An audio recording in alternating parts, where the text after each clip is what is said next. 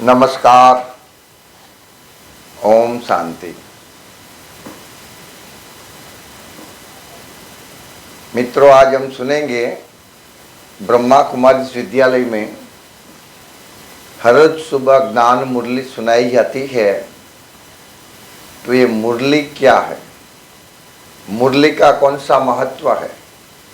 आज हमारा 7 days course का आखिरी दिन है, 8वां दिन है। तो आज हम जानेंगे मुरली का महत्व। तो हर एक ब्रह्मा कुमारी इस केंद्र में सुबह में ज्ञान मुरली सुनाई जाती है। तो ये मुरली क्या है? तो मुरली है परमात्मा के डायरेक्ट महावाक्य। संस्था के स्थापक दादा लेखराज, जिनको हम प्रजापिता ब्रह्मा कहते हैं, ब्रह्मा बाबा कहते हैं, उनके माध्यम में स्वयं परमात्मा डायरेक्ट अवतरित होते हैं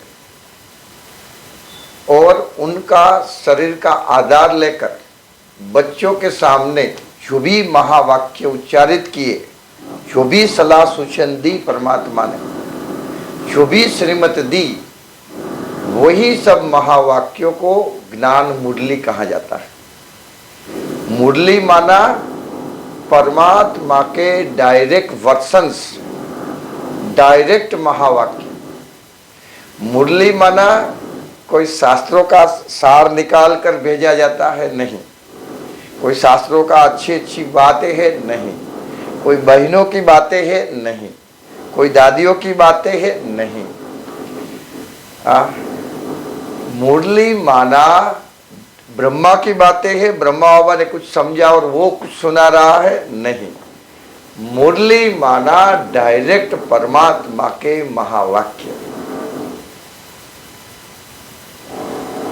1937 से 1937 से 1969 तक परमात्मा ने ब्रह्मा मुख से जो भी महावाक्य उच्चारित किया, शुरू में तो कॉपियाँ मेरे पास नहीं थी, कुछ बॉल पेन जेरोक्स का ज़माना नहीं था, कंप्यूटर का। बाद में जो भी कॉपियाँ मेरे पास अवेलेबल है, उस सभी कॉपी को एक साथ सभी केंद्रों पर भेजा जाता है। रोज की डेली मुरली अपने ब्रह्मा कुमारी, इसके 10,000 के ज़्यादा सेवा केंद्र है, सभी जगह पर सेम डे सुबह में 6:30-7 बजे हर एक सेंटर में मुरली क्लास चलता है और सभी में एक समान मुरली भेजी जाती है। अभी सवाल ये होता है कि कोई कहते कोई व्यक्ति परमात्मा के महावाक्य कैसे मान ले? तो आप 3 मास देखेंगे, सुनेंगे, तो आप खुद अनुभव करेंगे कि ये परमात्मा के ही महावाक्य होंगे। परमात्मा ही ये बोल सकता है, कोई व्यक्ति की ताकत नहीं है जो ऐसा कोई बोल सके, ऐसा महावाक्य उच्चारित कर सके। आप खुद अनुभव करेंगे। पहले के ज़माने में ये मोबाइल नहीं था, तो टपाल लेटर लिखते थे, पोस्ट आती थी, कोई व्यक्ति लिखते थे एक दूसरे को। तो लेटर हम पढ़ते हैं, किसी का आया तो लीटिंग तो लास्ट में लिखा होता है कि लीटिंग आपका दोस्त जो भी है, भाई बहन। लेकिन हम आज थोड़ा पढ़ते तो ही समझ जाते थे कि मेरे दोस्त का लेटर है, मेरी माँ का लेटर है, मेरे भाई का लेटर है, क्योंकि उनका टोन समझ में आता, भाषा। तो मुरली भी आप सुनेंगे तो आपको समझ में आएगा कि परमात्मा के ही महावाक्य है। ये कोई व्यक्ति बोल नहीं सकता, चाहे कितना भी कोई ढोंग करना चाहे, ये नहीं हो सकता। ये परमात्मा के महावाक्य है। मुरली के लिए गायन है कि भगवान मुरली बजाता था तो गोप गोपियाँ दीवानी थी, सुध बुध भूल जाती थी। तो ऐसा तो कोई संगीत नहीं हो सकता। ऐसे काठ की मुरली इतनी अच्छी भी कोई बजा ले और सब सुध बुध भूल जाए, कामकाज भूल जाए, ऐसा तो नहीं हो सकता। हाँ, आनंद आ जाए लेकिन भूल जाए, ऐसा नहीं होगा।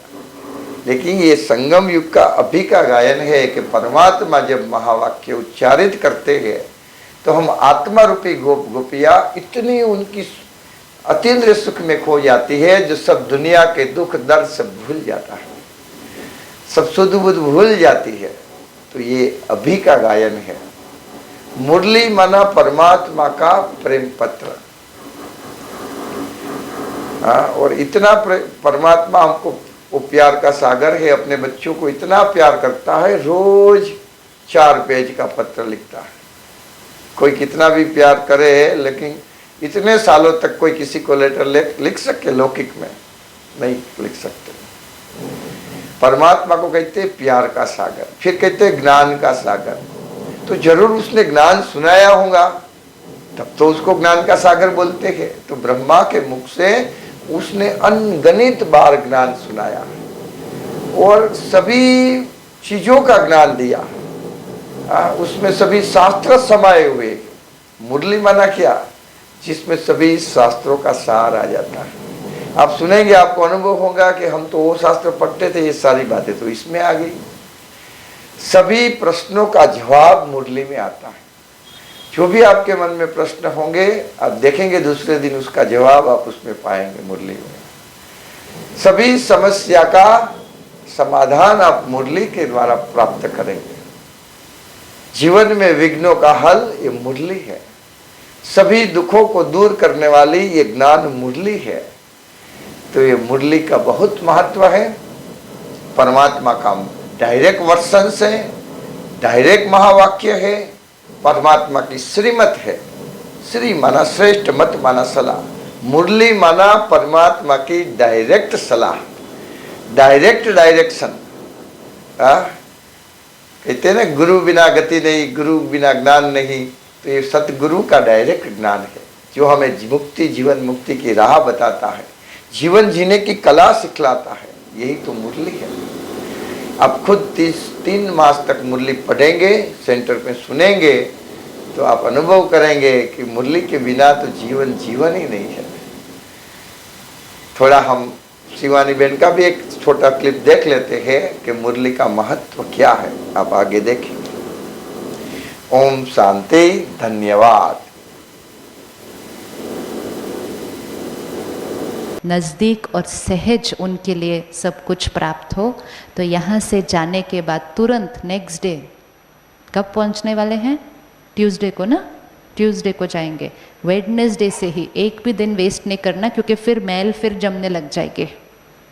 तो अगले दिन से ही अपने सेंटर को कांटेक्ट करें और सेंटर पे आधे घंटे की मुरली क्लास, सिर्फ 7 to 7:30, 7:40 बस, या शाम को या दिन में जो टाइम मिले, वो आधा घंटा सिर्फ रोज़ निकालना है अपनी वो सफाई करने के लिए। फिर चीज़ें जमेंगी, फिर साफ करेगी मुरली उसको। और मुरली क्या है? परमात्मा का हमारे से डायरेक्ट बात करना, हमें डायरेक्ट वो ज्ञान और पालना देना। अगर हर रोज़ आधा घंटा वो डायरेक्ट ज्ञान और पालना मिले, तो सारा दिन कैसा बीतेगा? सारा दिन कैसे बीतेगा? फिर जो हम करना चाहते हैं उसमें मेहनत नहीं होगी, वो नेचुरल होने लगेगा, क्योंकि सुबह सुबह पावरफुल डोज भर गई है। जैसे सुबह मोबाइल को चार्ज करते हैं, फिर सारा दिन यूज़ करते हैं, लेकिन फिर अगले दिन सुबह फिर चार्ज करते हैं। मेडिटेशन सेंटर वो चार्जिंग है। रोज़ सुबह आधा घंटा चार्ज और 23.5 घंटे फिर उस आत्मा की पावर को सबके साथ यूज़ करना। इतना छोटा सा काम करना है सिर्फ जाने के बाद, और कुछ नहीं। निकाल सकते हैं आप आधा घंटा? कौन कौन आधा घंटा निकाल सकता है? आप सब आधा घंटा निकालेंगे जाने के बाद?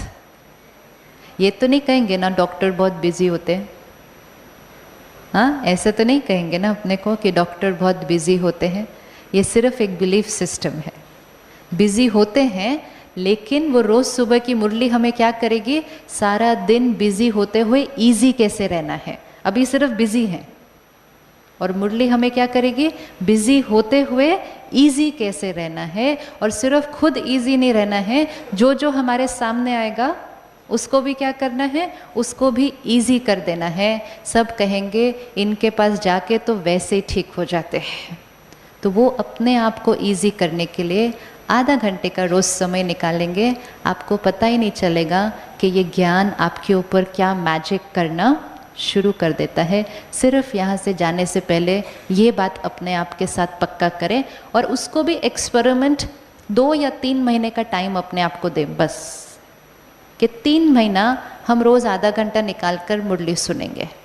अगर बेनिफिट हुआ तो कंटिन्यू करेंगे, नहीं बेनिफिट हुआ कुछ नुकसान तो नहीं होगा, नुकसान तो नहीं होगा।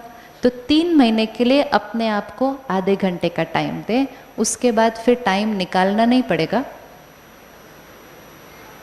जैसे शुरू में वॉक करनी हो ना तो टाइम निकालना पड़ता है, लेकिन उसके बाद क्या कहेंगे, वो आज वॉक नहीं गए, अच्छा नहीं लग रहा है ना। तो वो इनिशियल पुश अपने आप को देनी है। अशोक भाई डॉक्टर हैं, इतना बड़ा हॉस्पिटल संभालते हैं, इतनी सर्जरी सारा दिन करते हैं, आपको लगता है बहुत टाइम होगा इनके पास?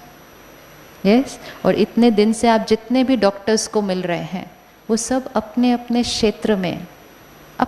क्षेत्र में प्रोफेशनली बहुत सक्सेसफुल हैं। यहाँ आपको लग रहा है कि वाइट पहना है, बैज पहना है, पता नहीं क्या है, फ्री होंगे इसलिए आ जाते हैं हर थोड़े दिन के बाद यहाँ पे, पता नहीं इनका वहाँ कुछ चलता है नहीं चलता, नहीं, क्योंकि ये भी एक बहुत बड़ा बिलीफ सिस्टम है कि कुछ नहीं है करने के लिए तो यहाँ आ गए ये लोग।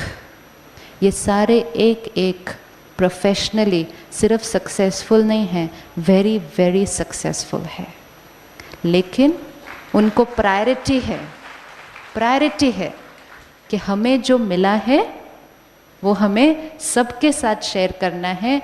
मैं खुद देखती हूँ, आपको जितने डॉक्टर्स मिले हैं उसमें से कई दिल्ली से आए हैं, कैसे कैसे वो अपने प्रैक्टिस को पूरा शिफ्ट करके, सारी रूटीन को चेंज करके, लेकिन आपके साथ यहाँ होने के लिए ज़रूर आते हैं। और क्योंकि आप यहाँ से जाने के बाद मुरली रोज़ सुनेंगे तो ऐसे ही अगले साल आप आएंगे और आप अपने अनुभव सभी नए डॉक्टर्स के साथ शेयर करेंगे। आएंगे नहीं आएंगे? तो यही तो करना है सिर्फ वापस जाने के बाद।